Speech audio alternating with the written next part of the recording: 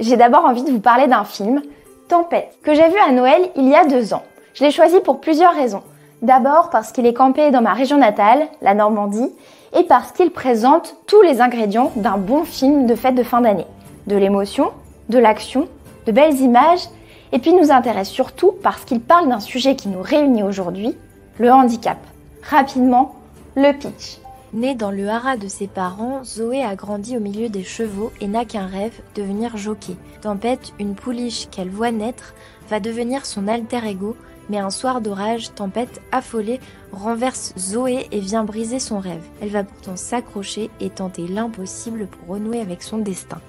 À regarder seul ou en famille, devant un bon feu si possible, et une bonne tasse de thé. Maintenant, pour les petits rats de bibliothèque, un livre handicap feel good à placer sous le sapin et à dévorer pendant les vacances de Noël, Super Héros. Elle a traversé 3 pays, la Nouvelle-Zélande, la Birmanie, la Mongolie, parcouru 11 300 km et rencontré presque autant de personnes sur son passage. En 2016, Marine Barnerias a arpenté montagnes, rizières et steppes, seule avec un sac de 23 kg sur le dos. Mais le plus lourd à porter, c'était l'annonce de sa maladie, la sclérose en plaques, quelques mois plus tôt. La maladie, c'est toi qui l'as, il faut donc chercher la solution en toi, explique-t-elle. Avec Super Héros, Marine Barnerias emmène ses lecteurs en voyage, mais surtout en voyage intérieur.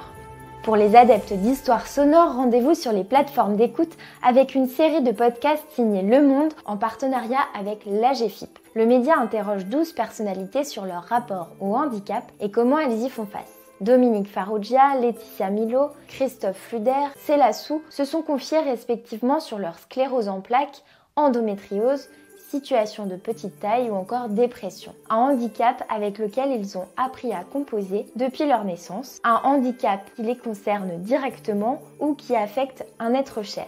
Moi qui savoure les témoignages sonores, les tranches de vie dans mes oreilles, je vous recommande cette série de podcasts à retrouver sur toutes les plateformes d'écoute.